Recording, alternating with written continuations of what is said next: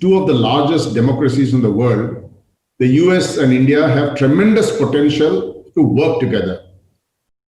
Both the nations are committed to freedom, democratic principles, equal treatment of all citizens, human rights, and the rule of law. And these two countries believe in promoting global security, stability, and economic prosperity through trade, investment, and connectivity.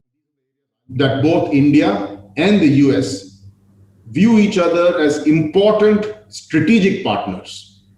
US has remained the top trading partner for the second consecutive fiscal in 2019-2020, which is showing that there is increasing economic ties between both these countries.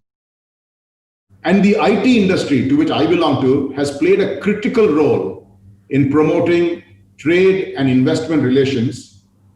In the last 6 years alone, total trade between both these nations have increased by more than 50%.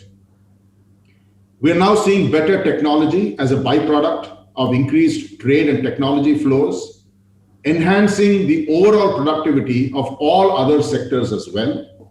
And if you look at IHS Markit's research, they found that IT companies, which are the Indian IT companies, added $57 billion to US GDP via their operations and investments, a figure which is higher than the GDP of 6 US states.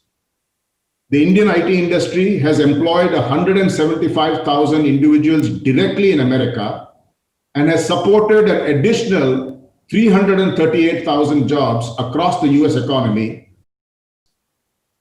I think most importantly, Indian IT has also changed the perception about India in the minds of Americans. So what's the road ahead? I actually believe that the tremendous opportunity there is a tremendous opportunity to build on the economic investments that have been made so far. And specifically, if I have to look at three major areas of collaboration, I will say the first is prioritize bilateral trade and investment. We'll talk about it later. I think the second would be build an economic relationship that creates jobs and opportunities for both nations. And the third, I will say, creating a clean energy future. I think that has huge potential.